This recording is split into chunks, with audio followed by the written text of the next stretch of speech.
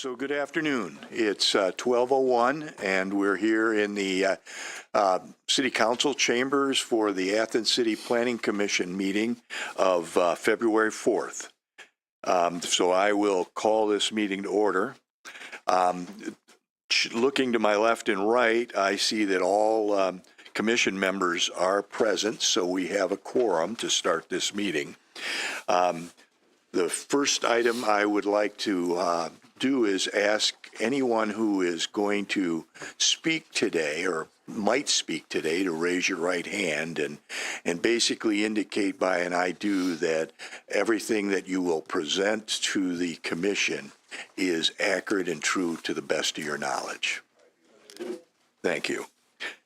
Okay, next on the item is the disposition of minutes for the last Planning Commission meeting, which was January 21st here in council chambers at noon.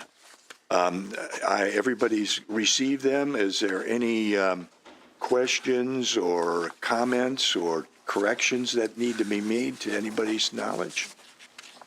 If not, I will accept a motion to accept the minutes as presented. So moved. So moved by the mayor and seconded by Ms. Nisley. So with that, all in favor say aye. Aye. And so I've abstained from voting because I was not here for the meeting. Okay, so it passed 4-1. We have no cases today. The main issue on the agenda today, or the main discussion, will be a communication, which is residential health care facilities and recovery housing. I don't know who will, David or Megan, do you start? David, would you like to open the meeting for us with that discussion? We have, along with other communities, found that as cities develop and businesses develop, our zoning code actually has to change to keep up with the new things that are going on. And what we found is that we have recovery housing facilities that we have not defined in our city code that are starting to come into our community. So there's not really a good place to put these in our existing zoning code, and this happens frequently, right? Where we have new things that develop that the original zoning code that was created in the 1960s. You got new things that come up like solar panels, other things that they weren't aware of or didn't consider back in the 1960s. So this is one of those. These recovery housing facilities actually need to be defined in our code, and then we need to decide where we want to locate those in our code and what controls, if any, we want to have for these types of facilities. These types of facilities are well defined in the Ohio Revised Code, Title 5119. We just don't have those in our local Ohio, City of Athens zoning code. So are you proposing to add them? Yeah, so one of the things we want to do is actually get a definition of what a residential healthcare facility is. We don't have a good definition of that in our code. We also have looks like an error in our code where we have residential healthcare facilities that are currently allowed as a principally permitted use in an R1 zone and also are shown as conditionally permitted in an R3 zone. So you can't have both of those. You have to have that correct. Then these recovery houses are actually, we think, might be different, or we want to treat these differently from residential healthcare facilities. They're actually treated differently in the state law, and so we would like to look at treating those differently in our zoning code as well. So one of the things we want to do is define, and I would suggest that we look at the Ohio Revised Code to define what a residential healthcare facility is, and then also define what a recovery housing facility is. And those are both definitions that you can find in the Ohio Revised Code. So I'd like to suggest that maybe we start with the definitions, put those definitions into our zoning code, and then for residential healthcare facilities, I think has to stay or needs to stay in our R1 because there's a state law that says that residential healthcare facilities are permitted in any residential zone, and it preempts any of the local zoning regulations. So that's a state law for residential healthcare facilities, and so we may want to keep that, and it's up to us what we want to do. We may want to keep that in an R1 zone. However, we can't restrict it from the R1 zone, but we can probably put controls on density or total number of facilities that are allowed in a zone, like you have no more than 5 in a R1 zone, or 500 feet from any other residential healthcare facility. So we may want to consider that. And then we want to look at the separate issue of recovery housing facilities. And again, those are defined in the Ohio Revised Code. And we want to define those and then say where those should or shouldn't be allowed, in which zones they should be allowed, and then do we want to further control those with either density or distance facilities, so you can't have them clustered together. For instance, you can't have 3 in one neighborhood. I would also, talking with our staff, maybe suggest that we permit these as well. So we would create a permit for recovery housing facilities, very similar to how we do residential rentals or short-term rentals. And I would suggest that we put that in Title 29 with those other types of uses that are permitted. Now, this is not going to be like a residential use; it's really a more commercial use.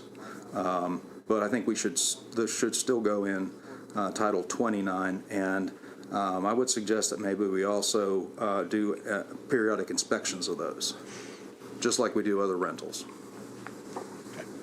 So are you going to be putting some information together for us to look at? And I'd like to, but I'd like some guidance from the board. Okay, Just so tell me what you'd like to see. Do you want residential healthcare facilities to still be allowed in an R1 zone? I think we're preempted for that.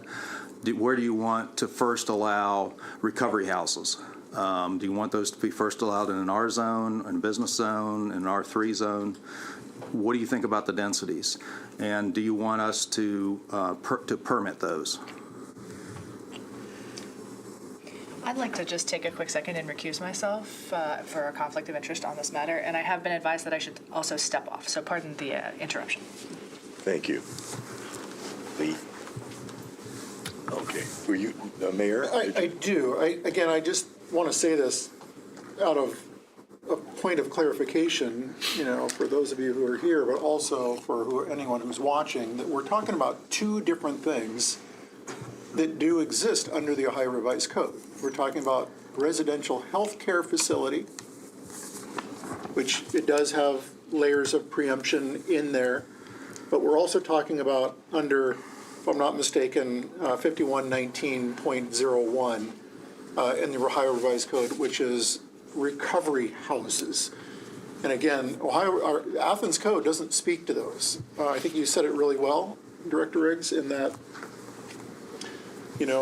this area of code has not, for the city of Athens anyway, has not been, there's been no amendments, there's been no change in terms of this. There is no definition for a recovery facility, and nor is there a definition as to where they can actually be placed. And so you said it well. I just have to say it again out loud so that everyone is tracking what it is we're actually looking at. And what we're having to address here in the city of Athens.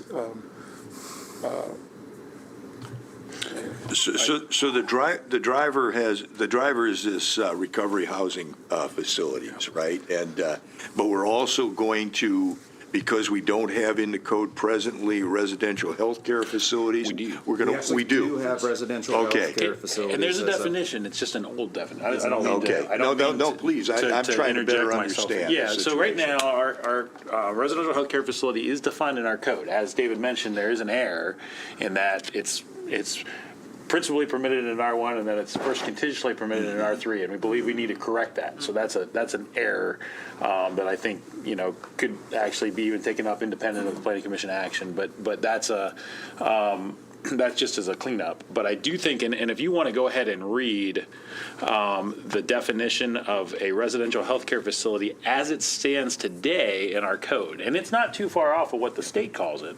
It's just the state further defines it and puts categories and has licensing requirements on top of it. But our code isn't too far off on what that means. So go ahead and read that if you don't mind. Title 230401 for the R1 residential zone, principally permitted uses, number 6, residential healthcare facilities. Residential healthcare facilities for the developmentally disabled, provided that such facilities comply with all federal, state, and local laws and regulations. So that's our city zoning code for residential healthcare facilities. And I think there's another section that actually has a definition for residential healthcare facilities. You probably have to. I looked for it. I can't find another definition, but if you look at 230403C, which is conditional uses, C6. Somewhere I found it. Yeah, I'm looking for it here. Oh, I'm sorry, C2, residential healthcare facilities for persons with disabilities, provided that such facilities comply with state, local regulations. So a little bit different, but we need to clean that up. Yeah. Now, the Ohio Revised Code, as the mayor said, 5119.90 defines recovery housing residence, and that means a residence for individuals recovering from alcohol use disorder or drug addiction that provides an alcohol-free and drug-free living environment, peer support, assistance with obtaining alcohol and drug addiction services, and other recovery assistance for alcohol use disorder and drug addiction. That's the state definition. I would also point out that I think opiates are considered different. They have a different set of regulations, so this does not include opiate addiction. It's just drug and alcohol recovery.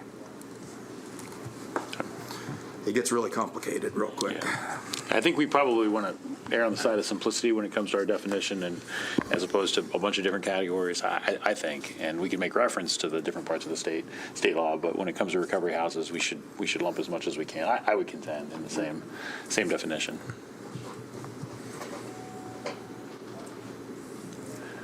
So basically, do we have any recommendations for David at this point, or should I open it up to any comments people might have within the audience? I mean, I think we certainly need to hear from the public, Right. Mr. Chair. I do think that we need to look at this from the perspective of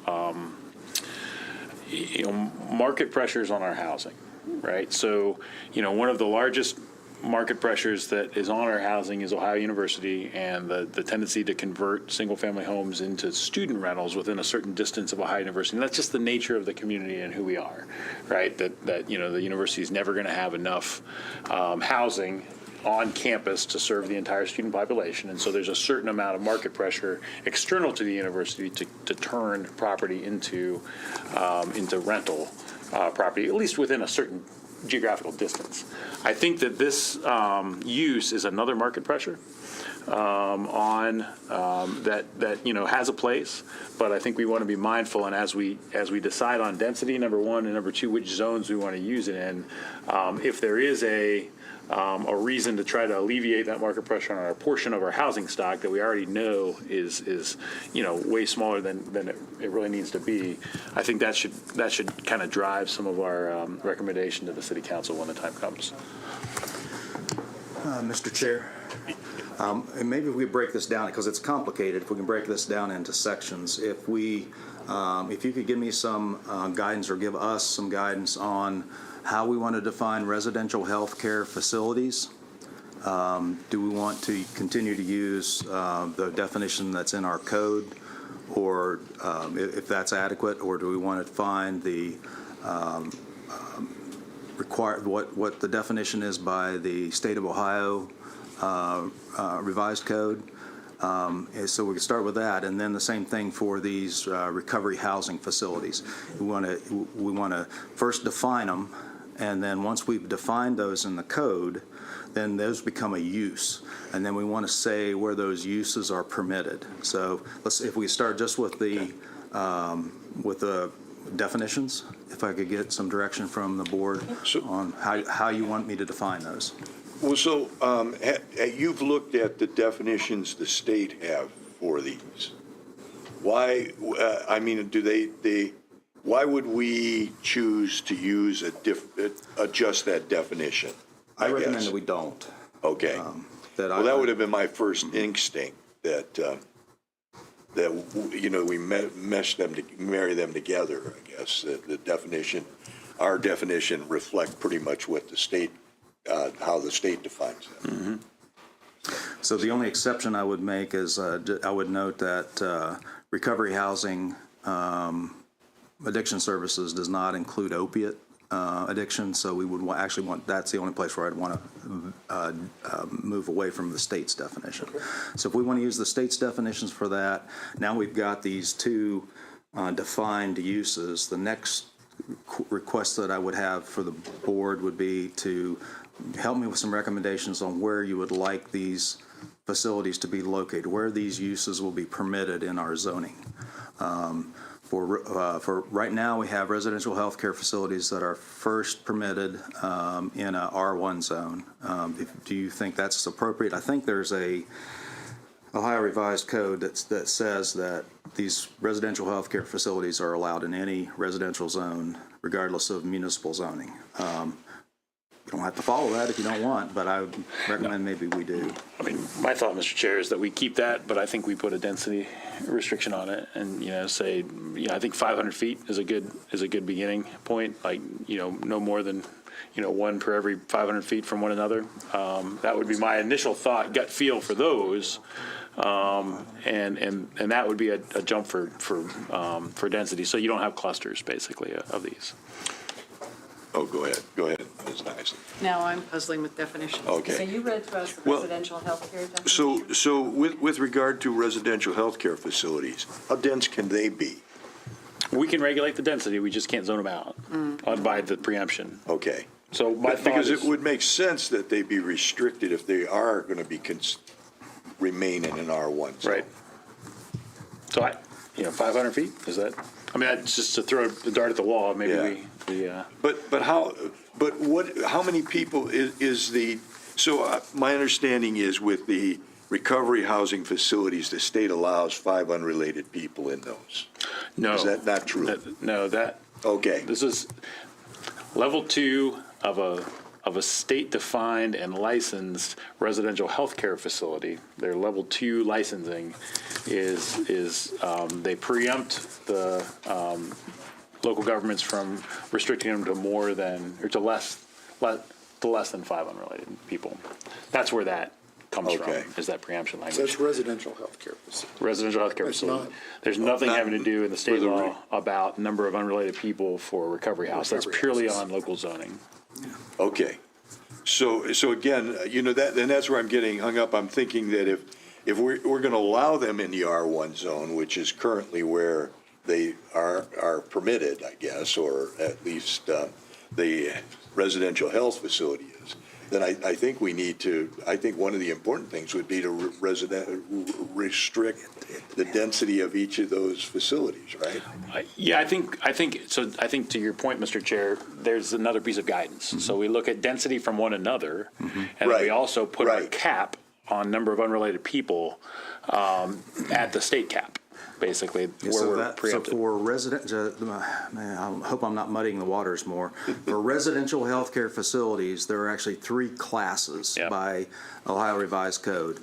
Class, I think it's Class A, is 2 or 3 people. It's a really small facility. The one we usually see is the Class B, which is any person may operate a residential facility for 1 to 5 unrelated persons, and that's Ohio Revised Code 5119.341. But there's also another type of residential facility which is 6 to 16 persons, and that's a type C. And those are regulated at the state level, so they get different types, and it's my understanding that they get different types of inspections from the state, and they're licensed differently depending on which one of those A, B, or C facilities that you have. I hope I'm saying this right. That's all up at the state level. So Right, but the preemption is just applied to that level B, or that it's not to, because I think for A, B, and C, it says, well, let me read it here, sorry. That was for B, that it can be in any R zone. For a C facility, which is 6 to 16 people, the Ohio Revised Code says that it, as permitted in any multiple family residential district or zone of any political subdivision, except that a political subdivision that has enacted a zoning ordinance or resolution established planned unit developments as defined, blah, blah, blah, may exclude such facilities from such districts and political subdivisions that has enacted a zoning ordinance or resolution that may regulate such facilities in multiple family residential districts or zones as conditionally permitted. Okay. So for a type C, we can allow them in multifamilies, and we can conditionally permit those in for the type C facility, which is 6 to 16, I think I read. Yeah. Yeah, Yes. so what you just read, since you're talking multi-unit, we're talking R3s. That is permissible in an R3 unless there's city regulations that limits or whatever. Okay. So The other one, though, that you mentioned, Yes, the type B. type B, Any residential. any residential, And that's for a health care facility. for a healthcare facility, 1 to 5 unrelated persons. Okay. And then for recovery houses, this other category, again, pressure on housing stock, do we even want them in R1 or R2? Or do we say first place they can be is an R3? And then do we want them in an M zone? Because right now we don't allow residential use in an M zone, but we do allow business use. An example of a business is a hotel. A hotel can be in an M zone, and in fact we have some hotels in some M zones. And if you were to convert a hotel to be one of these, conceivably it could be in an M zone if we did that. So I think that's the consideration, the piece of guidance that he needs to write this. Can you reread to me the residential healthcare definition real quick? So, we think there are 3 types. Type 2 is a residential facility providing services for 1 to 5 unrelated persons, and in that type of facility, they basically exempted us. They're allowed in any residential district. Now, we can control area height, yard compatibility, and we think we can also control densities through our zoning code. You just can't say that they're not permitted in an R1 zone or R2. And the A type is? And the what? There was an A, B, and C. I think it was A, B, and C. So this is B. This will be the second one, a B facility. Okay. Our mayor has a question. Yeah, and I think maybe this is what you're getting at or not, but I think, again, for everyone, could you read the ORC's definition as to the function of a medical healthcare facility? That's important here, because I heard you, but I'd like you to say it again so everyone hears what, not the services provided, but whom is occupying those facilities. Yeah. Just the general definition of what it is. Yeah. I'm going to have to find it for you, Mayor. I'm sorry. I believe you said something to the effect of developmental disabilities. Yeah, that's our code. It says residential healthcare facilities for the developmentally disabled. Okay, so that's what we have right now, is individuals with developmental disabilities, which that's a developmental disability.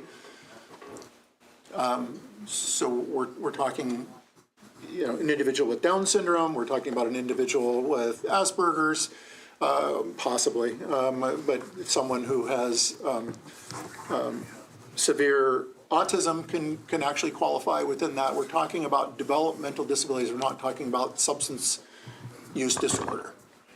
Yeah, from what I've read, and again, I'm trying to learn all this as we're going along, a recovery housing facility doesn't necessarily fit into a residential healthcare facilities. Those are not, it's not a subset of a residential healthcare facility, we think. I don't know that for sure, but that's what we think. We can certainly make sure our definition clearly delineates what they are here in the city of Athens. And as has been mentioned, most importantly, for the recovery house or facility, since we don't have it, we as a body can determine where they are located in the city of Athens at this point in time, since we don't have that. And to Director Stone's comment, I'm going to double down on that because this is incredibly important, because it's a national crisis out there right now, is that cities don't have enough housing stock when we're talking about single-family homes. We don't. We're a community that, if you look at our housing stock, 85% of our housing units, now that includes multi-unit as well, or duplexes or things like that, but still, at the end of the day, 85% of our housing stock in the city of Athens is rental units. And so, anyway, I'm just going to say, I believe we need to really think through carefully and protect the R1 residential areas as they exist right now when we're having this full-blown discussion. But I want to hear from those who are here today and in what their thoughts are, and in particular on the issue, on all issues. But I suspect that we have people here today that want to talk to the issue of recovery housing. I'm sorry, Mr. Chair, this is your show, but I just had to get that out because I've been thinking about this a lot. Not just snow. So let me go back to what Mr. Stone had said. He was recommending that we restrict them to, that they cannot be placed, these recovery facilities cannot be within 500 feet of one another. I was saying, okay, I said go for it. healthcare. Residential. Residential healthcare Residential in an R1. piece, okay. Now, I think we can do density for On the other two? On the other one as well. I think first we have to say what level zone do we want them in. So, and that might be after we get, go ahead, if we get feedback from the public on that. Okay. Just one more question, and not to have to dwell in all the woods of a high revised code, but I would think that what we want to design parallels somewhat of the structure of the Ohio Revised Code. So so the state, if I'm understanding right, if it's got group homes, right, and they have residential healthcare facilities and recovery under it, I don't know. But somehow, maybe what we structure so we aren't in direct Compliance, conflict. conflict. Group home, with I think, the is not a state definition. They are three separate things. Thank you. Okay, that helps me. Okay. The one other thing that I would note before we start to solicit feedback from the public is, there are successful recovery house operators in Athens. I think the Clem House is an absolute perfect example. It's in an R3 zone, and it is operated successful for a number of years, and they are registered with the state on the state registry that's defined. So I think when we design our model for whatever we do, I think we want to look to that particular operation as a successful operation and craft both the permitting and the zoning around that particular site. Okay, so what I'm hearing from the pleasure of the commission is that we gather some public input at this point. So I would ask whoever would like to speak to come to the podium. Let me hold on one second, and provide your name and address. And I would like to ask that, I want to get the input from everybody, but I don't necessarily think it is a lot of value, at least at this point, for everybody to get up and say the same, point to the same issue. So I would hope that we can, we can get all the issues on the table, but we don't need everybody to to repeat the same thing, so. Okay, Diane had her hand up first, okay. Let's go. Thank you. You're welcome. Mr. Chairperson, commission members and administration. I'm Diane Pfaff. I'm the Executive Director of the Alcohol, Drug Addiction, and Mental Health Services Board, serving Athens, Hocking, and Benton counties. And I appreciate the discussion that the city is having. Couple of points just to start. One is the city's definition of a residential facility referring to developmental disabilities. I'm not sure that where that came from, but 5119.341 might is the Department of Behavioral Health Code, and that would also refer to residential facilities for people with mental illness. So I think there's a clarification in there that needs to happen. Ours is old. I think, I'm an advocate for high-quality residential facilities and recovery homes that are developed to address a community need, and especially those that are operated locally with local input and are really managed by people who live in the city and in our community and who want to help our neighbors. And as Mr. Stone pointed out, we have a number of excellent recovery housing programs. The board contracts with 5 recovery houses. They are all certified by the state, and they have to meet a very high level of standard. And our board monitors them with outcomes, and they do excellent services. So I think a well-done quality recovery house is something really that we should all support because it's really helping people to turn around their lives.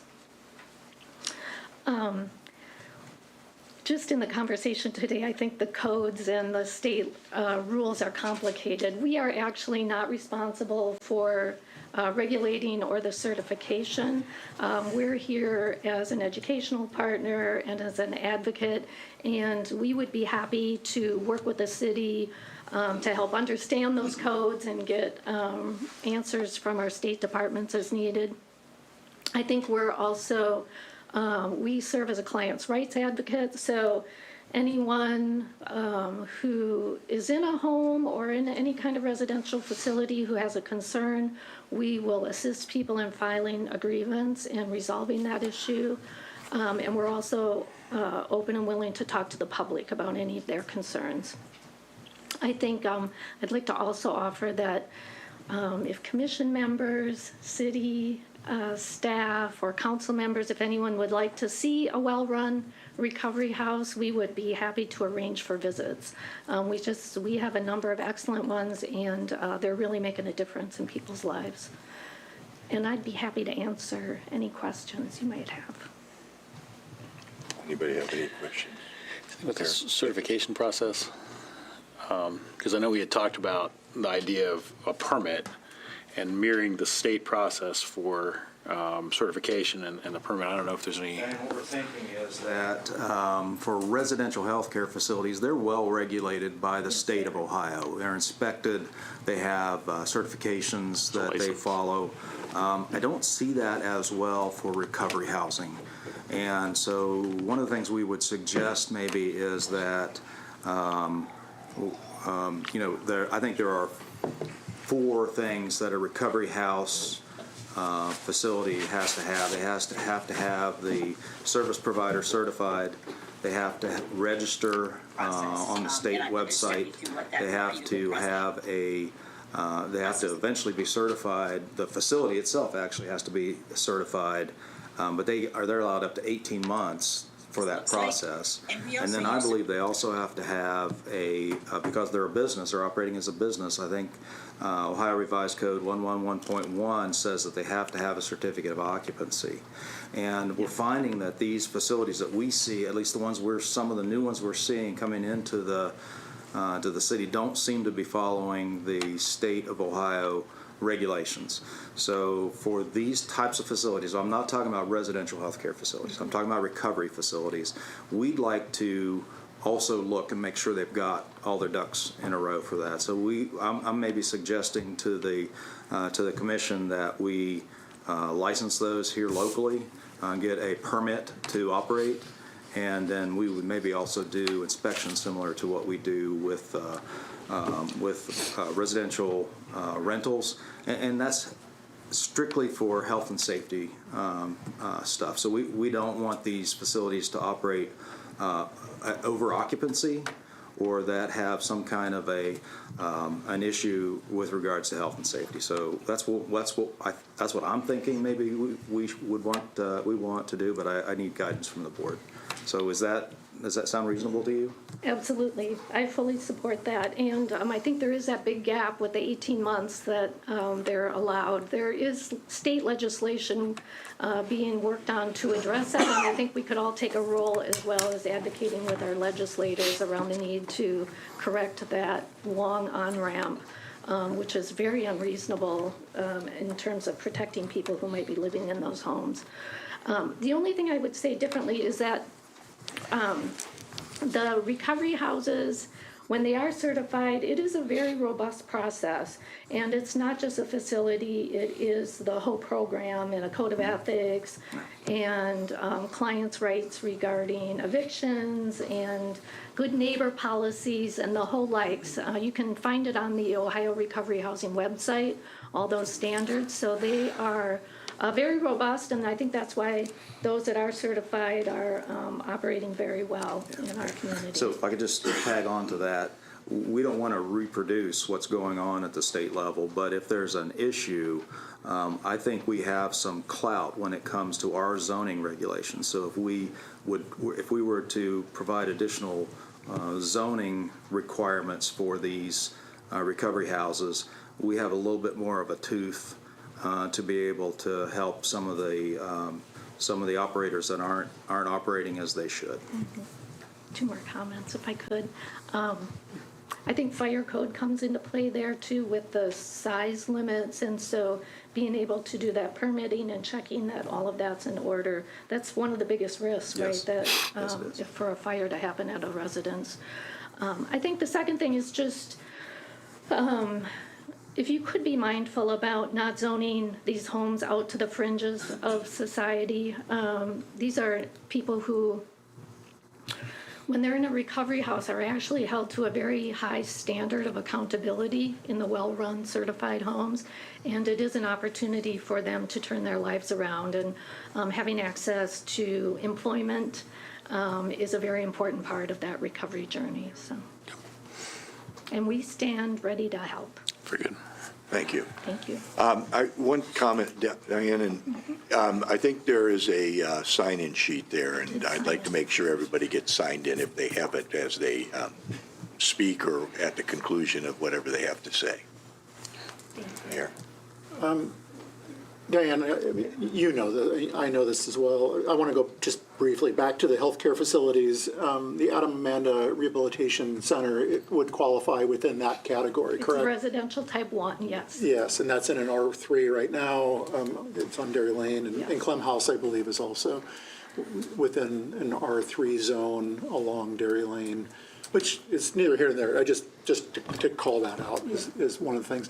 The other thing you're talking about with recovery houses, the layers of credentialing that they have to go through, and you know, with those that have gone through the process, you know, I think your help with David and with code enforcement, because so much of this stuff, you know, starts with the code office with whatever we put in place at the end of the day, or however this looks, to where we know that we've got things we have to do in terms of checking on whether these are certified, registered with the state, whatever has to go through, so that it becomes part of our process as we go through this, because currently it's not there, because, you know, while the code does a great job in the permitting process of things, when it comes to recovery houses, you know, I don't know that code with our existing code, I mean, it doesn't exist. What are you checking on? What is going on? Is this happening, or, yeah, I'll stop there because I think there's more public comment that needs to come forward. Yep, So happy thank to you, help. Dan. Yeah, Thank you. yeah.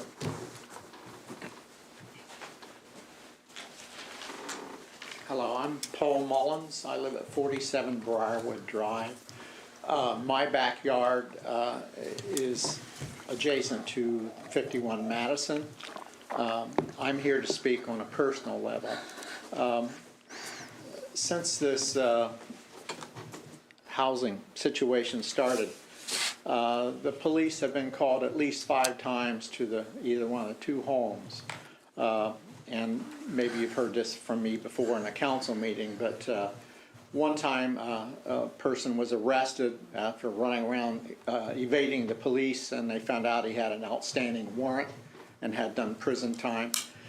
Another time our house became full of smoke, and I looked down, and during the drought when we had trees that were stressed out and just dropping leaves before even the change of colors, this person started like a 6-foot bonfire next to the house there and filled our house with smoke, so we called the police.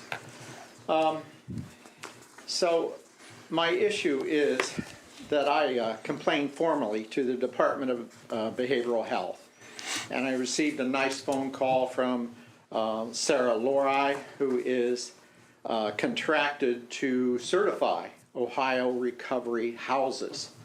She said this company that is in the 2 homes in Athens, Next Level, is not on their registry and has never applied for certification. It says in their website that only registered homes can receive funding for recovery housing. Also, these places are not allowed to advertise or state that they are a recovery house. So what we have in this facility is a place that is not regulated. The oversight appears to be terrible. You know, in the other home, they found a person that had overdosed lying on our sidewalk streets. So the oversight is deplorable because they're not following state law, you know, and getting certified and so forth. So they're in place already. I don't think that's right, that we can have this happen before they've done the preliminary work to be certified as a house. So I'm going to turn this over to other speakers. I think Alan Swank and Jack Stauffer have a lot to add, but of course I don't want this kind of thing happening in my neighborhood or in the Athens area. It's reducing the quality of life. And why? Because this facility, Next Step, is not following the state law. 18 months to register, fine. But they've been there about 5 months and they haven't even applied for certification. Thank you. Excuse me.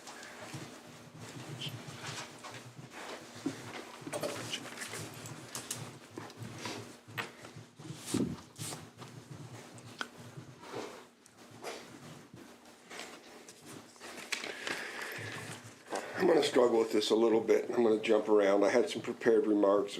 I've added a few things. And Jack, state your name and address for the record. Jack too. Stauffer, Elmwood Place, Athens. I want to feel confident that when I walk out of this room later today, that you folks understand the public's great concern that will be addressed and considered here today. I'll open with my suggestion that you get Lisa Eliason to dig into the details and the intricacies of all the existing state laws and how we won't violate those laws, but work within them and work through them or around them to protect our neighbors and citizens. I want to emphasize that my love for Athens and our quality of life, where especially in R1, where our families walk with their children, dogs, visitors, and want to enjoy our current quality of life. Now, Paul made reference to this. With a note to the widowed lady who lives at 53 Madison, along with Paul and other neighbors, or next to 51 Madison, I should say. The widow lady, lives at 53 Madison. And all the neighbors on 34 Lorraine see a drug overdose on the street. This is unacceptable, and we will depend on this body to start the process of protecting our town from those outside companies, Next Level, and others in the future. I want to make note that you tossed out the number of 500 feet as far as, I think you were in reference to in the R1 zone. My gut feeling is 500 feet is not far enough. If you would take any neighborhood and anybody that's taking their little baby in their stroller or their dog for a walk or their kids running through the neighborhood, 500 feet is a block and a half, which means when your kid's out playing or you're out for a walk, you may go by 3 or 4 of these things. I'm thinking that, and this is maybe where Lisa comes in, that if the state law says you can't zone them out of any particular zone, then the the state does not say that they have to be within this proximity of each other, more like 1,000 feet or 1,500 feet, or, in my opinion, the largest distance apart that is not addressed by the state, but gives the greatest protection to the greatest number of people, especially in our R1 zones. We are looking for you folks to tighten up the Athens ordinances and make suggestions and give guidance to City Council to protect our city from being subjected to unsupervised people from out of our community. As we already provide many services, Timothy House, The Gathering Place, Serenity House, Clem House, of course the 317 Board, led by Diane Pfaff, who provides services for our residents of Athens, Hocking, and Vinton County, which seems to have the support of our community. And we are making efforts with the Sunset Project. We are now in what appears to be the beginning stages of an influx of drug addicts, alcoholics, and mentally ill from a very suspect company from Columbus. We're all in favor, I believe everybody's in favor of taking care of Athens Countyans, Athens City residents, our three counties that we just talked about. And I think the services that we're providing and the local services that are in the works are encompassing those folks. Columbus and these other towns, they've got big money and they've got big neighborhoods, and I understand what the state law says, but I want you folks and council that you're going to refer this to look out for us, and especially the R1 zone, please. I hope this meeting is not so structured that I may see a few marks.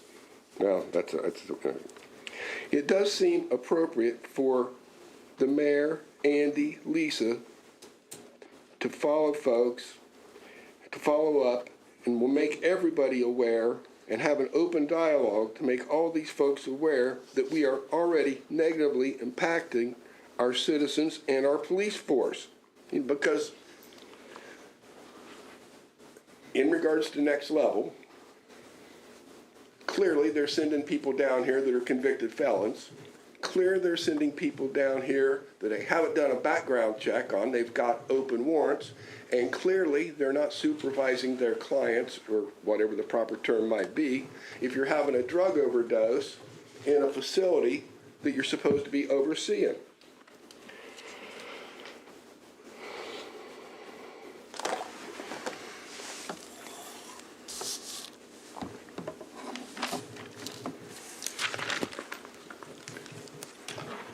I'm too nervous to say anything else.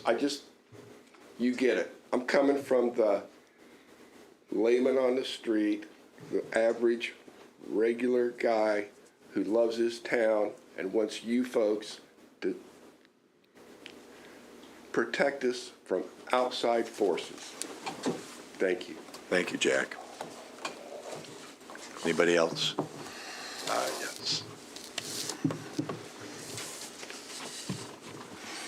Alan Swank, 40 Townsend Place. I am here as the Fourth Ward City Council representative and also the chair of the City Council Planning and Development Committee, which if action is taken by the Code Department and recommended to you folks, and you folks take action, will be the City Council meeting that this would come through. How I got involved with this is I got a call from Paul Mullins in early November after the first incident at 51 Madison. I'm assuming the reason Paul called me is in 1996, 30 years ago this year, we actually bought his house. So we have a very, very long-standing relationship. An interesting aside, the other house we were looking at was 47 Briarwood, and he ended up moving from Townsend and bought that house. Much of what I had planned to say today has already been said by these gentlemen and by Diane, but I just wanted to add a few specifics. We're really talking about two different things. We're talking about the situation that we're facing today, which is primarily an administrative and code issue, and what the future of Athens is going to look like, which is primarily your issue. One of the things in all of these police reports that comes out very loud and clear is that many of these people have been placed here from other places. The first call, the two people involved, one is from Canal Winchester and one is from Columbus. The third issue, the person involved was also from Columbus. The fifth issue, person involved in that was from Kentucky. I think Diane would support this, that generally when people have issues of the nature that the folks who have been placed in Athens have, treatment is best delivered in their home environment, not when they're placed 70 miles or another state away. And that is not happening. The second thing I'd like to point out in these police reports, and I will give all of these documents to Mr. Kotowski when I finish for your disbursement with the commission, is that at 34 Lorraine, which is in the 4th Ward, we've had two very, very serious incidents. Subject located unconscious on the sidewalk. Now, if you've been to Lorraine, that's over on the Near East Side, not far from East Elementary School, just a block off of East State Street. As the mayor mentioned, the thing we've been dealing with here in the city, besides water breaks, has been snow. But people aren't walking around nowadays in the snow. But come March or April or May, if we're lucky, kids will be out on bicycles, parents will be out on strollers, with strollers, and people will be walking their pets. Imagine coming upon a person passed out on the sidewalk in the middle of the day, probably because of a drug overdose. And that was on 10/27. On 1/12 of this year, the squad was called to that same property because of an accidental overdose. A very, very sad situation. But again, in an unsupervised home. Paul referenced his conversation with Sarah Lori. 3 sentences. We have reported this to our partners at Ohio DBH. The organization will receive notification from DBH to comply. Once the organization applies for certification with us, they were required to meet all of our standards for operating a recovery home. And here's the important part. Additionally, your concerns will be noted in our files and be addressed when we review them. There are 6 of the concerns. And not only the concerns of health and safety, but in many of these instances, we had to send out 3 police officers who could have been dealing with other things in the city. But what's interesting for today are the applications for zoning for certificate. Both of these properties clearly listed requested maximum occupancy level of unrelated persons per unit, 3. When this one was done in 2023, Code said new rental, zoning okay for 3 unrelated on or family, parking's okay. They did their due diligence. But what happened was we had a change in use. A change in use, and I'm guessing, and this is not a criticism, an observation solely, that the change in use probably was never relayed to your office until there was a citizen complaint. That's a process that we can clean up, and I heard reference to that today. I also had reference to the state level. I've contacted the 2 gentlemen who are proposing House Bill 58, Representative Pazzulli out of the Portsmouth area and Representative Gerald out of Columbus. One is a registered Democrat and one is a registered Republican. This is a bipartisan effort. And I talked to their aides, both of them, and received a call back from both of them, and I received an email from Mr. Pazzulli. Mr. Gerald's, Mr. Pazzulli's representative, a young lady by the name of Faith Bender. And I'll just read one paragraph. I want to highlight House Bill 58, acknowledging recovery housing. House Bill 58 strengthens Ohio MHAS oversight of recovery residents that choose to be certified and encourage higher standards of operation statewide. While certification, well, it just goes on and on. House Bill 58, I'm probably going to Columbus to testify on this. And I am very encouraged what I heard today. The distinction, if I'm correct, was made between healthcare facilities, and the mayor laid this out very clearly, for the developmentally disabled and recovery facilities. The former appears to be highly regulated by the state in terms of where they can be placed and who can be in them, the number of people who can be in them. And if I heard Mr. Stone correctly, we have basically, if not total, significant control over recovery houses. And I would encourage you today to make those as restrictive as possible while still taking care of those who are in need. My very, very best friend is a 19-year recovering alcoholic, and today is the president of a school board in Central Ohio. People can advance in the recovery community, and we need to help in that. Oh, one last thing. I've called Next Level, the current operating organization in Columbus, and the one out on 550. And as of today, calls placed on Friday, I have not had a return call, which to me speaks highly of what is happening here. Thank you for your time. I have a question, Mr. Chair. Mr. Kowalski. Okay. And Mr. Stone has a question for you. So, Mr. Frank, thank you so much for coming to speak to the Planning Commission on this. Process is the Planning Commission will, go through the and make a recommendation for changes to the zoning code to your committee on City Council. Understanding that 51 Madison and 34 Lorraine were catalysts for this discussion, but aren't the topic in this discussion. And we're taking administrative action as needed as best we can with that acute situation. But with regards to the future of the city and what the city looks like, Planning Commission is going to do what Planning Commission thinks is best for the city, but we don't want to deliver something to you on City Council that's dead on arrival. So do you have an opinion on density for residential healthcare facilities that we are allowed to regulate in R1s, the density that is, and then also do you have an opinion on which zones recovery housing should be permitted in, and if any density applications should be applied in addition to the permitting that we already talked about? And again, in terms of City Council, the Planning and Development Committee, I'm one of 4 members, and I'm one of 4 members, or one of 7 members of council, so this will be my opinion. I'm not Sure, absolutely. Place up what people. So let's deal with the residential health care. My understanding. Let me ask you this: I'll return to the question. Metropolitan Housing has quite a few houses throughout the city, and my last count, there are 6 on the Far East Side, one of the 9 streets where I live over there.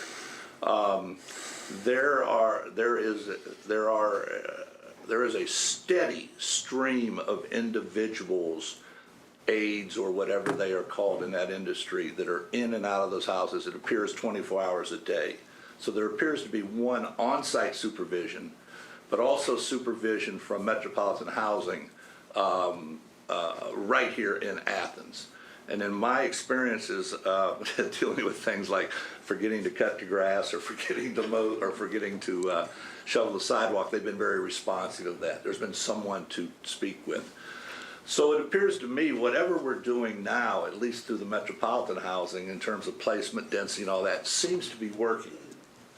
I'm not sure if the code office or the mayor's office or your office, Mr. Stone, has received any concerns or complaints, but what I see now in terms of residential medical care, I'm not sure that's the right term, seems to be working. Occasionally, we've had let me back up. Many of these people used to be in an institutional setting. And I'm not really familiar with what dates and all that, but it kind of opened up the doors, particularly when the ridges closed down and all that. And initially there's some problems, but it seems that now they're under control. That's poorly put. That they are working as part of the community. So that would be my answer. I don't know if that's specific enough for the healthcare side. Okay. But unless there's things I'm not aware of, at least on the Far East Side, where I'm most aware of walking the dog and all that kind of stuff, grandkids on bikes, it seems to be working. Recovery houses, that's a whole different ballgame. These two obviously caused the call from Mr. Mullins to me, and that's how I got involved. Clem House, perfect example. I was out there Friday. It runs like a clock. I've been to the Gathering Place on 2 occasions. Once donated some computer equipment to them. Seems to run like a clock. Mr. Wasserman's place, I'm drawing a blank. Timothy House, yes. Not only the Timothy House, but the laundromat, for lack of a better word, across the street, seems to be working. In fact, at the Timothy House, they publish a newsletter that's distributed throughout the community. Off the top of my head, I'm not sure how, Clem House is R3, correct? Clem House is R3. Central Avenue? It's R1. R1? Yeah. It's been there since, what, 1980, whatever?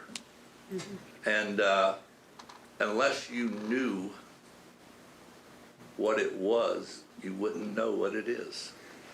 It blends in so well and it's a protective part. To borrow some of your words, when things like this come up, people come out of the woodworks to object. My guess is if you were to today try to establish something like the Timothy House or the Clem House or the Gathering Place in an R1 neighborhood, people would come out of the woodwork. Even though we know those 3 things work well. But the fear of the unknown, I think, would cause some consternation. Someone said we don't need to put these places on the fringes. I would agree with that 100%. I don't consider the Clem House on the fringe. Go to the Dairy Barn all the time. A lot of traffic through there now with the 682 roundabout coming up. But to put way out of mind, out of sight, I don't think that works. But I think there would be an issue in an R1 neighborhood in terms of the public response to it. Mr. Mayor. If I may. You Mr. Chair. may, sure. I appreciate that, and I am not putting you on the spot with this question because I know that you are. I got to say that in City Council. So you are the legislative branch. Yes, sir. Can you just share your thoughts on an M zone? I think it's interesting that M zones, it's not permissible for people living in an M zone. I personally think that's carryover from the days in which you had a factory that had people that were living in there because it was labor, which is a total bad thing to do back in the day. But it's different. And a hotel, as Director Stone was saying, a hotel, we have hotels in our M zone. M zones aren't on the fringe of the city. M zones are in the city of Athens, as are our R3s. So would you care to comment on areas in which, such as an M zone? My response to that would be simply this. If those in the mental health and recovery profession, industry, whatever, would deem that an appropriate place after looking at the specific site what happens in that site. Is it accessible? Is it close to public transportation? Things of that nature, and I think we need to involve these people in these kind of decisions. I would not personally see an issue with that. Yeah. Thank you. And you didn't put me on the spot. No, Thank you, Alan. Okay, thank you very much. Anyone else? If you treat it as a business, the recovery house is a business, it could be an M zone, but like I think with the Knights Inn, that's the. Hi. My name's Ann Rubin. I live at 88 Maplewood Drive in Athens. And, you know, I have prepared remarks, and I'll try to not be too repetitive here. For those of you who do not know me, I have spent over 50 years living in Athens and working in Athens as a social worker and then as an attorney representing people who were experiencing poverty in southeastern Ohio. So over the years, I have witnessed mental illness and addiction in many contexts, and I value quality, compassionate care. I'm here today because of what I've been seeing in the city over the past 4 months, and particularly after watching the Commission's meeting on January 21st of this year. This city was made aware of Next Level's operation at 51 Madison Street 4 months ago, October 3. And the city officials were misinformed that Ohio Revised Code 5119.34.1 overrides local zoning to permit recovery housing or sober living housing in R1 zones. And whether the city officials were misinformed by the owners of the property at 51 Madison, that is Eric and Allie Rapp-Lee, or by the operation of the recovery house, that is Next Level Behavioral Health and Addiction Services. For the last 4 months, the city has been operating under this misinformation. And I am thankful that I know at least Safety Service Director Andy Stone was disabused of this information as of since your last meeting. 5119.34 refers to a very specific type of housing. It's other than recovery housing. It is defined by statute, and it is a state licensed facility that meets stringent requirements. These are statutorily defined terms. They're not just words of ordinary meaning. Recovery housing and its certification and registration through Ohio is a very different animal. And you've had a taste today of how complex the law actually is in all this recovery housing, halfway housing, residential facilities. I'm here because I seriously question that this city administration was taking its legal advice from entities which it's the city's job to regulate. Is it ignorance? Is it corruption? The city runs the risks of becoming too cozy with those it is charged to regulate, of conflicts of interest, and of loss of public trust. I agree, state law is complicated, but I first suggest that you inform yourselves before you start down the road of permitting recovery housing in Athens. You have a very experienced city law director. You have a local behavioral health board with an excellent director, and I planned that before you were here. I also reflected on the minutes of your meeting, which you passed here on the meeting from January 21st. A commissioner was here, was the owner of record of the property at 51 Madison, and did not disclose that fact in the meeting or recuse herself from the discussion of recovery housing in that meeting. I'm glad to see that was rectified today. There are certainly other issues that will have to be addressed by City Council with regard to the issue of permitting recovery housing. For instance, solid waste ordinances, governing monthly rates, and an acceptable number of receptacles are based on occupancy numbers. And ordinances governing owner-occupied rentals include permits, fees, placards, and health and safety regulations.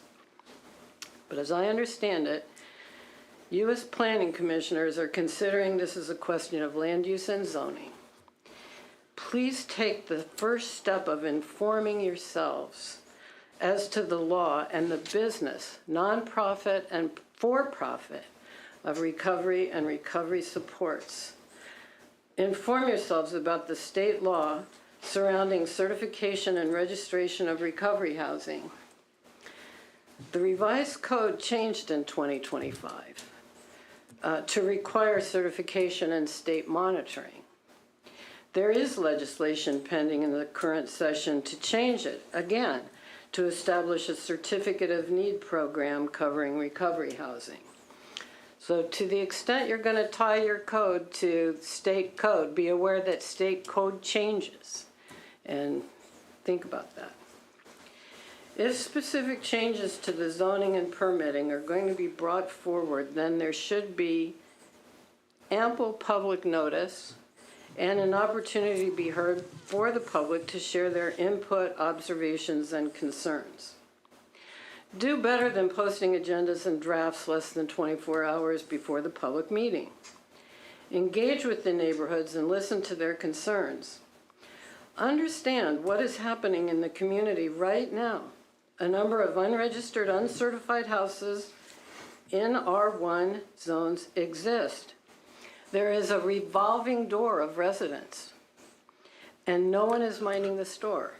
No one is evaluating the fire safety, public safety, or general health and safety practices as required by law. Mayor Patterson, I'm going to close by telling you, I am a Navy brat.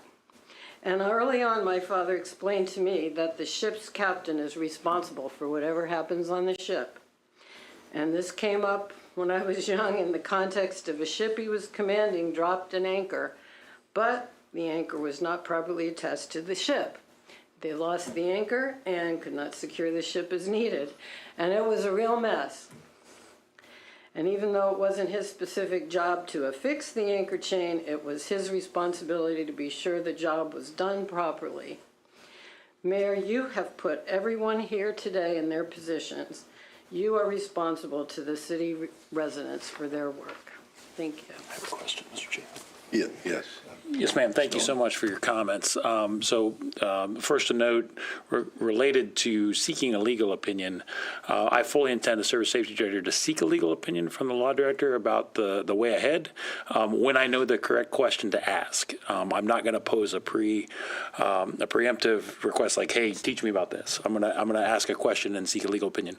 But with regards to this particular topic and the recommendation that the Planning Commission has to make, you seem very aware of the law in this area. Do you have a recommendation for us as to what zone recovery houses should be permitted in?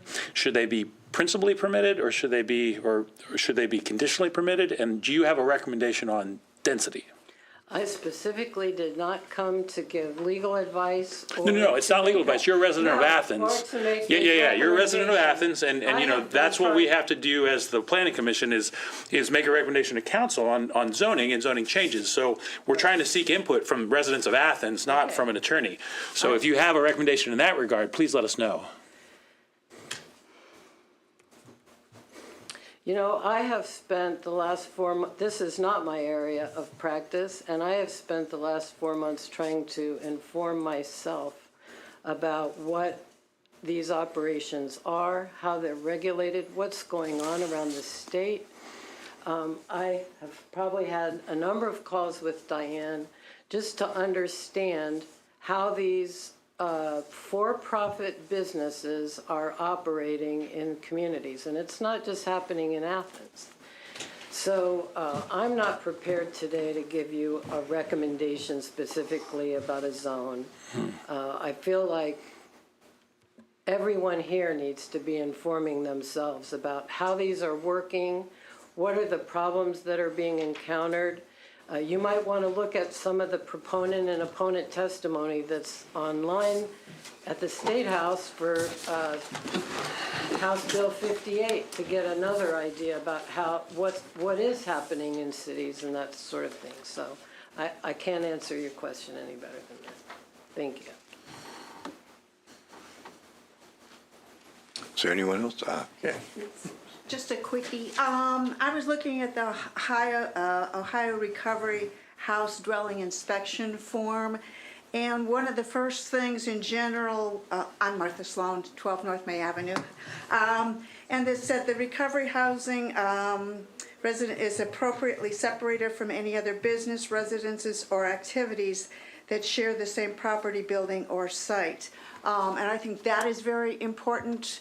Obviously, we're not talking necessarily about 51 Madison, but they have a shared driveway, and shared parking and that, so that has been a huge problem, and so that should definitely, wherever that is, whatever they chose, nothing should be shared, and that would be very helpful. And I don't know, I know this is for the future, but I don't know how they work for the present problems. So that is a question I would be wondering about. Sure. Thank you. Thank you. Is there anybody else who'd like to speak? Okay, so Commission, I ask, are there any recommendations at this point we would like to make to help Mr. Riggs prepare definitions and other detailed recommendations for us to look at? Do we have anything to offer him to help him with that at this time? Yes. I think, I appreciate all of you here. And to your point, I take full responsibility for everything in the city of Athens. I always have as the mayor of Athens. When things aren't going right, you know, it's me. And so I just need to say that out loud. I think what we need to do, and again, with those who are here, you know, Diane, I would love for you to, if you have the willingness and the capacity, and you're nodding your head, so thank you, to work with David Riggs. You know, I would like anybody who's here and wanting to shed important aspects of this as we go down this path. You know, we've talked about a number of things. We're talking about, again, the healthcare facilities and what we need to do, if anything, to add to what exists in code, but most importantly with this conversation is the recovery housing and how we get this into code and do it right the first time, because again, whatever we come up with is going to be handed off to City Council, and everyone recognizes this. I hope this will come back to us as a case. You know, the Planning Commission meetings are open to the public. City Council meetings are open to the public, so there's still many weeks of the iterations that this will become, to where there's plenty of time for public comment and input into this process as we move it forward. So I think to your question, any help and assistance from those of you who are here today, working with Director Riggs and with us moving forward, I think we have a good start to what we need to do. We know what we need to do. Okay. I mean, we didn't give you any guidance, did we?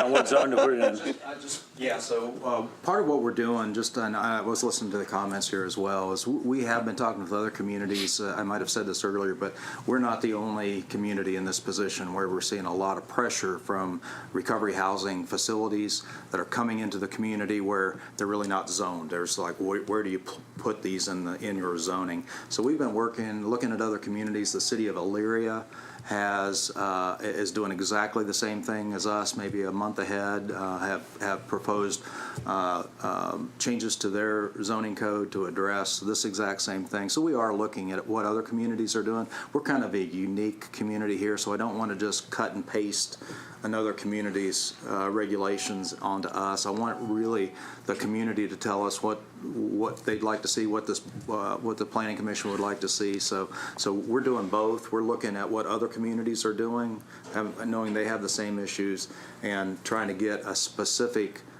solution for the city of Athens. I have a question. Yes. This is an interpretation question, you guys. And I think this is relevant to all of this because, one of the things we're talking about is a permit that goes to something. And that's one activity, right? In Title 29, the Housing Code. The other is zoning, which is an entitlement, whether or not you're allowed to do a certain thing in a particular area. Do we traditionally interpret if you are in a zone and you're entitled to do something in a zone, and we also require a permit, and you cease to get that permit, do you lose the entitlement to do the thing in the zone? And so it's not a trick question, but an example is first floor residential. Savings clause, you are in a particular zone that you're not supposed to be by our zoning code, but you've been that way. We require a permit. If it's a rental, for instance, you get your permit every year. You cease to do that activity, or you cease to get your permit for a year. Now we take away that entitlement. And so I'm kind of thinking the same thing for recovery housing. If we create a permit for recovery housing, if you lose your permit, do you lose your entitlement to do the thing in the zone that you previously were? And so that's where I'm going at. So the zoning code has a provision for legal non-conforming uses. All right. And a legal, we call it grandfathering, or savings clause. A lot of different terms for it. But what is described in the code is legal non-conforming use, and that's a use that has been in operation, and then the zoning code changed, or it was there before there was ever a zoning code, and so it's operating as a use that's not permitted in a specific zone. That's a legal non-conforming use. It's operating, and we have certain controls over that. We have to continue to. It's not fair for anybody to change the zoning code and then say now your business has to stop. You have to go somewhere else. That's really not fair. So we allow that continued use of it's a legal non-conforming use for that property. If that use ceases to continue for more than a year, for a year or more, they cannot go back in and use that use again. So if you had, for your example, Mr. Stone, if you had residents on the first floor in a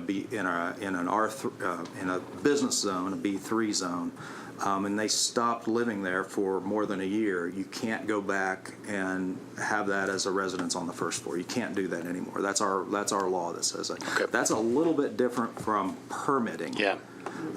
Permitting is actually where I'd like to see the permitting for these recovery houses would be in Title 29, which is not part of the zoning code. So it's a little bit different of a question. So if you have a facility that's been operating and now we require a permit for that facility, I think, yeah, that'd be perfectly proper. Now we'd start to ask for a permit. If we have inspections associated with that permit, we'd start those inspections.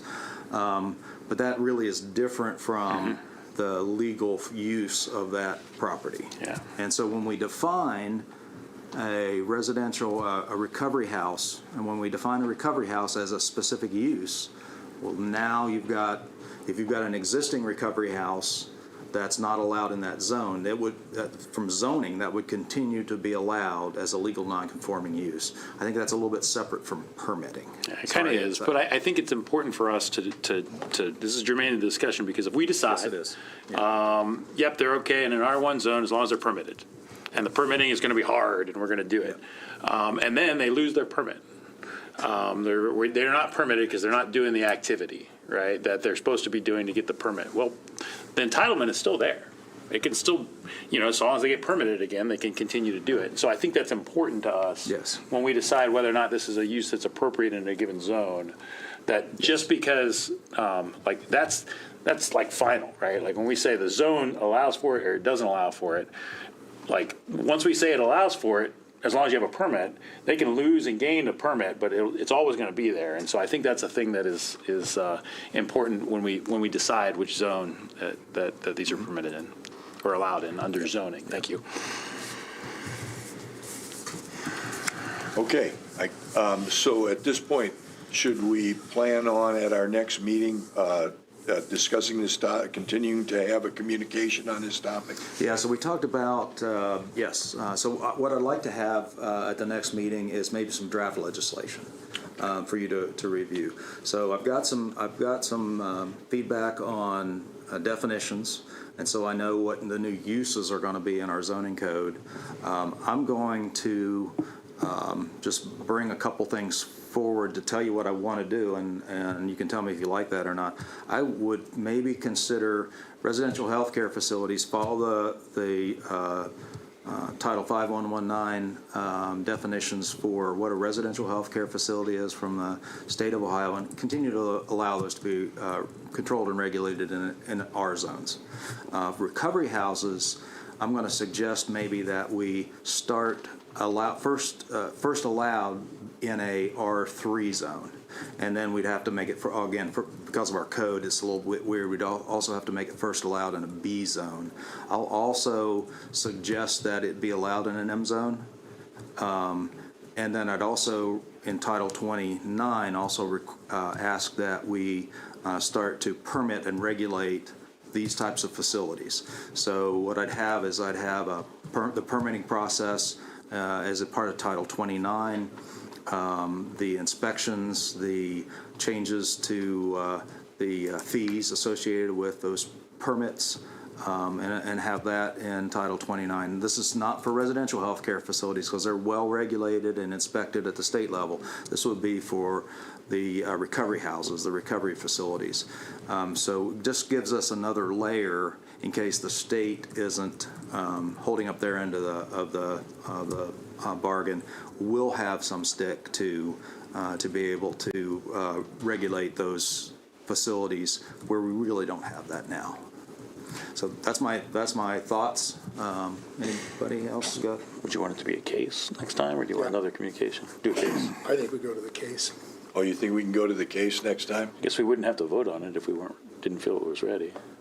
I mean, we'd still get public input if it's a case. I mean, Sure. I think we're at a point with what you just said and us working through, and again, working with Diane and working with whomever wants to be a part of this process. And we need to hone down, from a zoning standpoint, where things are permissible and where they're not. Just might not be ready in 2 weeks. I know. That's what I'm Which wondering. is my question, because I really would request 48 to 72 hours notice so we can read it carefully Yeah. and come back with questions or do further research that we might want to be doing. So I guess my commitment to you, Mr. Chair, would be we wouldn't put this on the Planning Commission agenda unless it was fully baked, as a case, unless it was fully baked by close of business the Friday before, so the commissioners would have enough time. So I don't want to, given that we're going to work with multiple entities to craft this, commit to 2 weeks from today to make it a case. But we might, if we make it by that Friday beforehand and have a pretty good thing. Is that acceptable to you? That is acceptable. We'll make every effort. Two comments I'd like to. So you had indicated that these recovery housing facilities don't include people that are recovering, am I right about this, from opioid addiction? Yes, I think that's actually a separate thing. I'd like to actually separate opioid addictions from the other types of drug and So there'll alcohol be addictions. stricter regulations for that piece, in theory. We could, Or- you could maybe even not permit it if you I want. see. If you want. I think we need to look closely. Yes. I You have to Come to the podium so we can record this and people at home can hear.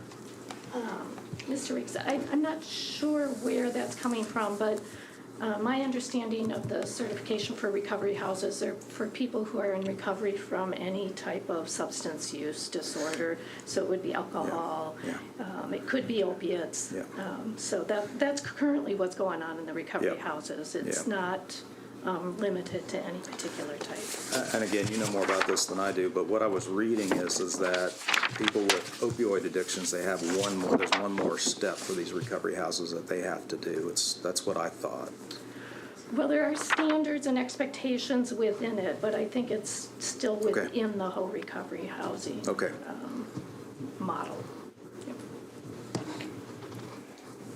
My second pointer I wanted to understand, if we have a restriction on the number of, in these recovery houses, the numbers of unrelated people that could be there, and let's just say for an example, it is 5. Does that mean as many as 10 could be there if they were a couple, a spouse, married couple? Yeah, that's a great question. I'm glad I get the opportunity to clarify. One of the things I'd like to include in the requirements for a recovery house is that the facility obtain a certificate of occupancy from the state of Ohio building department. And that would determine how many people are able to occupy that facility. A commercial facility or a for-profit company of any kind has to have by state law a certificate of occupancy to operate, and that tells everybody, because you have to post that publicly, how many people are allowed to stay or to live in that facility. So if it says 5 on there, you'd allow 5 people, and it would be 5 individuals.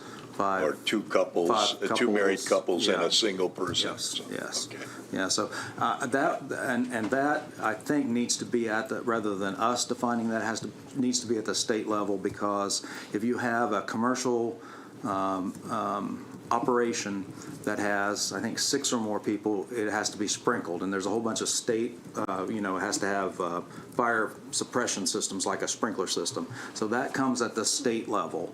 And so the state would then be making the decisions on whether this facility has to have sprinkler systems or has to have what type of fire suppression it needs to have. I think that's best coming from the state building department, and that comes through that certificate of occupancy. So we could say, you're allowed a certain number, but it makes more sense to ask for a certificate of occupancy from the state of Ohio to give us that number that then we can check and say, your CO says that you're only allowed to have 3 people here and you've got 5. You're violating the certificate of occupancy. A lot easier to enforce that. And Mr. Chair, that kind of sidesteps that aspect of our interpretation. I think what you were getting at was in R1s, we have a restriction on no more than 3 unrelated people. Historically, we have treated a married couple as one person because of you're thinking about the living conditions and where you are in those R1 zones, and that I think kind of crept into this discussion a little bit. But I think David's solution solves that and takes the code office from having to decide and determine whether or not 2 people are married is because, again, it's a zoning entitlement, right? It's not a permit, it's an entitlement, and you don't know when you grant that entitlement at the beginning. I might be married today and I'm not going to be married. Hopefully I'm going to be married and later, but Okay, thank you. Okay. I think Mr. Stauffer had a quick Oh, comment. sure. I'd just like to reiterate one thing in regards to R1. That's my greatest concern. I assume it's almost everybody's greatest concern. And again, as far as the distance apart between these facilities, or whatever the proper term is, if and the state says you can't keep them out of an R1 zone, if the state law doesn't say, if there's no limit as to how far apart you can say they can be apart, I think for the greatest protection for the R1 zone, if it's not specifically controlled by the state, you can't exceed this distance, that we should make that the greatest distance apart in the R1 zones to give the greatest protection to the greatest number of people that are residing in an R1 zone. Thank you. Thank you. Okay. Kowski, can I ask one question, please? Alan Swain, 40 Townsend Place. You're about to wrap up this meeting. It's been a very good meeting, and I really appreciate the give and take and the listening and all of that. But when people, particularly those who came here to speak and share their opinion, when they walk out that door in a few minutes, they're going to have one question on their mind. What about the two properties that currently exist? What are we going to do this afternoon, tomorrow, next week with those properties? And I know that's really not a planning commission decision, but I think it's a question that everybody in this room and anybody watching at home would like to know. What does tomorrow look like for 51 Madison and 34 Lorraine?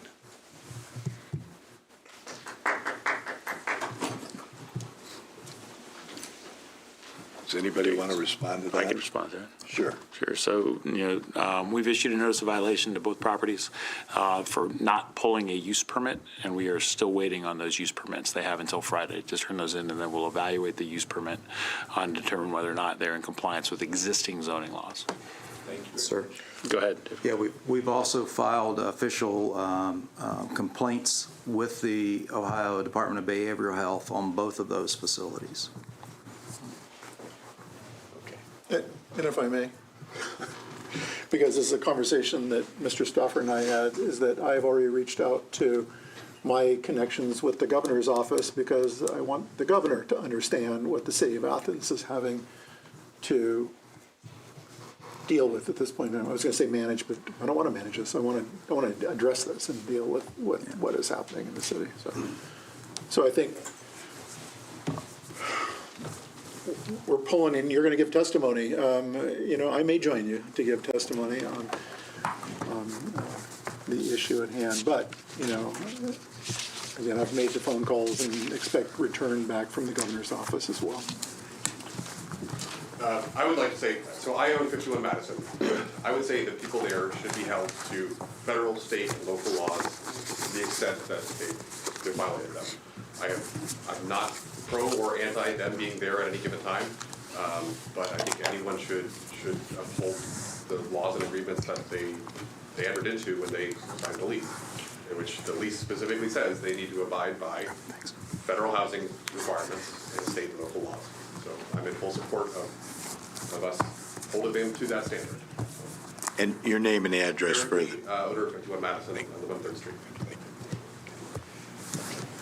Okay. I'm going to need to get out of here pretty quickly, but I would like to ask, is there, the next item on the agenda is reports. Mr. Riggs, do you have anything else? I don't have anything, sir. And Ms. Jennings, do you have anything for No, I don't have anything additional. at this point? Okay. We have, the other, next item is opportunity for citizens to speak on anything that was not on the agenda. Is there anything anybody would like to speak to with regard to that? None. Great. Well, not great, but anyway. Okay. Yes. So are there any other announcements or anything else for the good of the order? I'll be really short. Okay. It is our residents' responsibility and our business's responsibility to remove the snow. If you have a sidewalk in front of your house, please do so. That includes in the uptown area for businesses, you have to clear, believe it or not, 18 inches out from the curb is your responsibility. So when you're shoveling snow on the sidewalks, shovel all the way to the curb, or plows if it's accessible that they can get in and then remove the rest of the snow. But you've got to do that. And in particular, because I was out as if I needed to be doing this, but it is my responsibility to the point about the buck stops with the mayor, is I was out shoveling snow in ADA parking spaces uptown this afternoon because those ADA parking spaces, for those who have a hangar, you are doing them such a disservice to not shovel all the way to the curb, because not only can your door not open to the curb, they also cannot get in and out if there is 2 feet of snow sitting there. So this isn't, I'm imploring you, I'm telling you, you've got to do it, because you can be and will be cited if you do not clear that sidewalk clean. And it's not one, cold shovel width wide. It's your responsibility to clean and clear the sidewalk. I will Don't say, wait for it to melt. I will say this, the other day I pulled up to a meter and it was difficult for me to get, I was parked on the outside, so I got out quite easily. But to go over the snow mound to get to the meter and not fall and then get back over onto the other side was really quite difficult. So I'm real supportive of that. Okay, no other announcements? So then, thank you very much. Our next meeting will be February 18th, and we'll hopefully have some to discuss with regard to the recovery facilities. So thank you, everybody, for participating and being here, and I adjourn the meeting at this point. Thank you.